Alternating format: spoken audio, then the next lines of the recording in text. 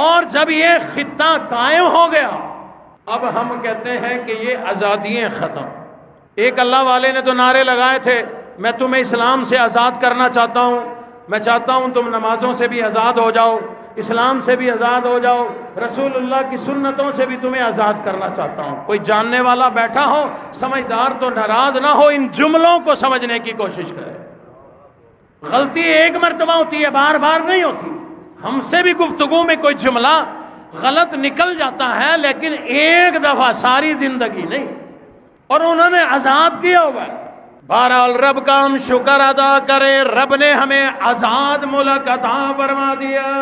الذین ان مکناہم فی الارض, اللہ رب العزت نے ہمیں یہ آزاد ملک عطا فرما دیا. ہماری حکومت ہے, ہم یہاں پر آزاد ہیں. اب آگے کیا کرنا ہے؟ اللہ فرماتے ہیں اقاموا الصلاۃ,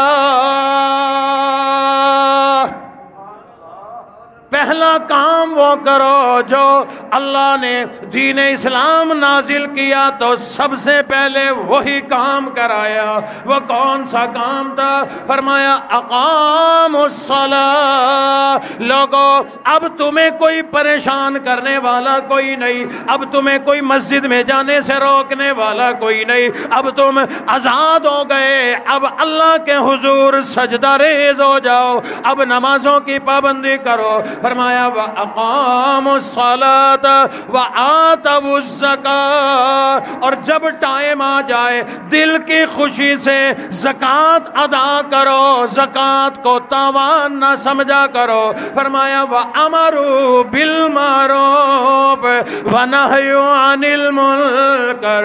اللہ فرماتے ہیں جب آزاد ملک مل جائے یہاں تمہیں نیکیوں کی تبلیغ کرو, کوشش کرو لوگوں کو نیکیوں کی طرف لے آؤ اور گناہوں سے بچانے کی کوشش کرو. اللہ جزائے خیر عطا فرمائے. آج اس امت کے اندر, ہمارے ملک کے اندر ایک طبقہ ہے جو اللہ کے بتائے ہوئے اصول کے مطابق چل رہا ہے. آپ کہیں گے بھی پاکستان قرآن میں کہاں سے آ گیا؟ بعض آیات قرآن کی ایسی ہیں اللہ نے اس وقت بیان کی اور کسی خاص قوم کے لیے ہیں, خاص قوم کے لیے ہیں. یہ آیت پوری فٹ آتی ہے پاکستان پر. دراصل تو یہ خلافت راشدہ کے بارے میں ہے کہ اللہ تمہیں حکومت دے, اللہ تمہیں اقتدار دے تو پھر کیا کرنا ہے. مراد یہ تمہیں آزاد ریاست پاکستان مل جائے تو کیا کرنا ہے. فرمایا اقاموا الصلاۃ وآتوا الزکاۃ وَأَمَرُوا بِالْمَعْرُوفِ وَنَهَوْا عَنِ الْمُنكَرِ وَلِلَّهِ عَاقِبَةُ الْأُمُورِ. اللہ نے فرمایا جب آزاد ملک مل جائے یہ چار کام کرنے ہیں. تم نے نماز کے سجدے کرنے ہیں, ٹائم آ جائے زکوٰۃ ادا کرنی ہے, نیکی کا حکم دینا ہے, گناہوں سے بچانا ہے. اور لوگوں اس آزاد ملک کے اندر یہ کام ہم میں سے کوئی بھی نہیں کر رہا. اگر یہ کام کر رہا ہے اللہ سلامت رکھے تبلیغی جماعت والے کر رہے ہیں.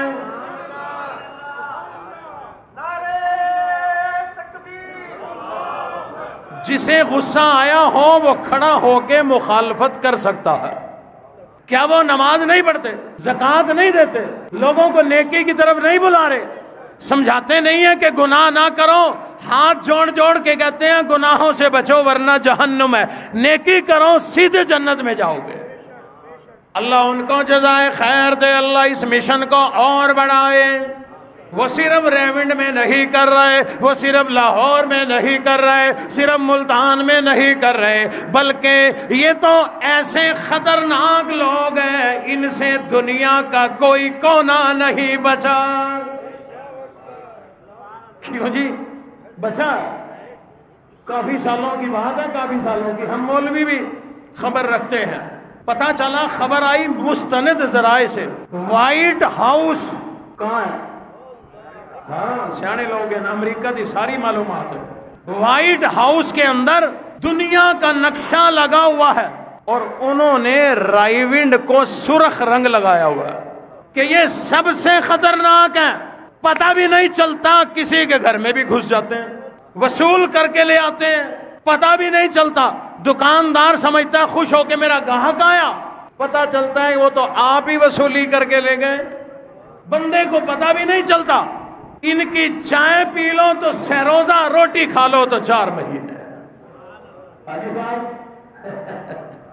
اللہ ان کو سلامت رکھے، بڑے ظالم لوگ ہیں، یہ بڑے ظالم لوگ ہیں۔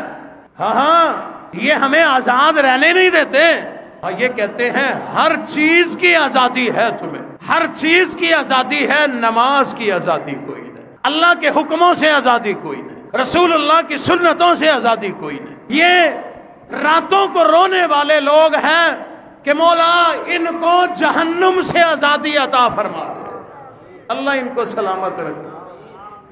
میرا نام جانتے بھی نہیں ہوں گے لیکن یہ تہجد میں رو رہے ہوتے ہیں، اللہ اس کو بھی جہنم سے آزاد کر دے، اس کو بھی جہنم سے آزاد کر دے، ان سب کو امن والی جگہ یعنی جنت میں پہنچا دے۔ تو ہم لوگ اللہ کا شکر ادا کریں کہ جس نے ہمیں یہ آزاد ریاست ملک پاکستان عطا کیا۔ 14 اگست والے دن جہاں اور کام کریں، جھنڈا بھی لگائیں، جھنڈی بھی لگائیں، باجوں سے بچ جائیں، باجے قرآن میں بھی منع ہے، حدیث میں بھی منع ہے، بلکہ حضور نے بڑی نفرت کا اظہار کیا۔ ٹائم بڑا ہو چلا، ایک صحابی سرخ رنگ کا سوٹ پہن کے آ گیا، سرخ رنگ، حضور نے دیکھا تو دیکھ کر نفرت کا اظہار کیا، اس نے اسی ٹائم اٹھ کے باہر نکلا، اتار کے تیلی لگائی، جلا دیا۔ صحابہ نے کہا حضور نے اگر نفرت کا اظہار کیا، تیرے لیے نفرت کا اظہار ہے، غربت کا زمانہ ہے، بیوی کو دے دیتا، بیٹی کو دے دیتا، گھر کی عورت پہن لیتی۔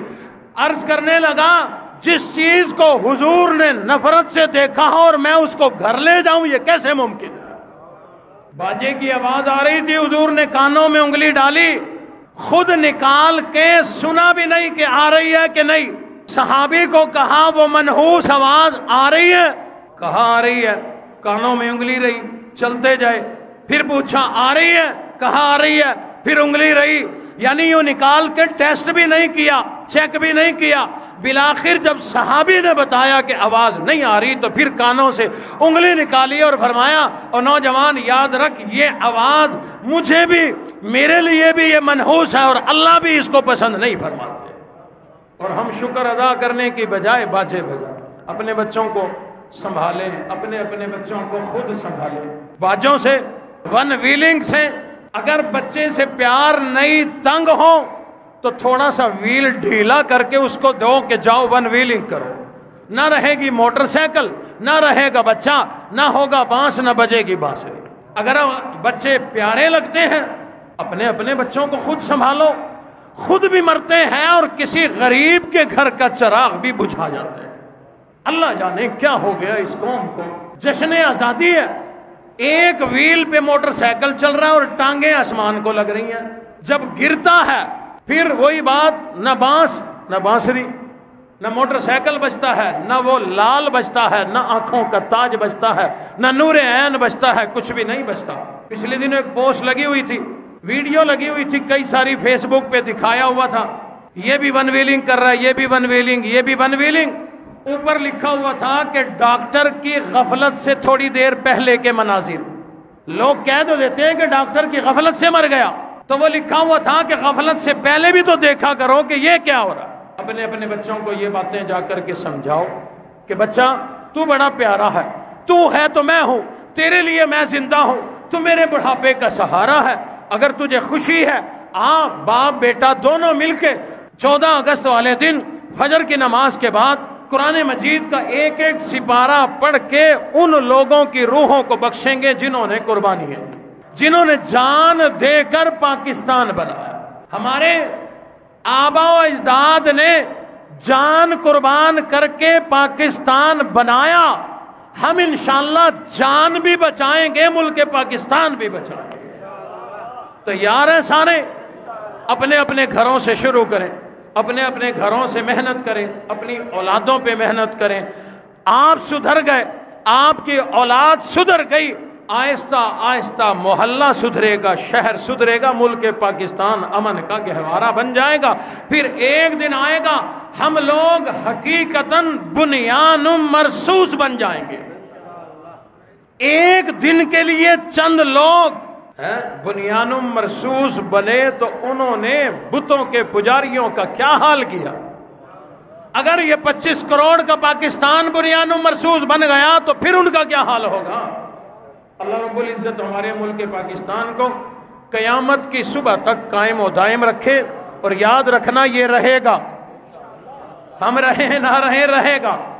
مدینہ طیبہ پہ بھی اللہ کا پہرا ہے، اس مدینہ طیبہ پاکستان پہ بھی اللہ کا پہرا ہے۔ بڑی ایسی تاریخی باتیں ہیں اور بڑے اللہ والوں کے خواب اور بڑے اللہ والوں کی حکمت بھری باتیں ہیں جن سے پتہ چلتا ہے کہ قیامت تک پاکستان رہے گا۔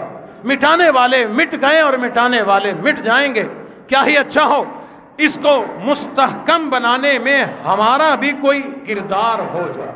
ہم بھی کوشش کریں، ایماندار بن جائیں، جھوٹ چھوڑ دیں، دغا چھوڑ دیں، ہر چیز سستی ہو جائے گی، چینی بھی سستی ہو جائے گی۔ اللہ ہمیں عمل کرنے کی توفیق عطا فرمائے۔ وآخر دعوانا ان الحمدللہ رب العالمین۔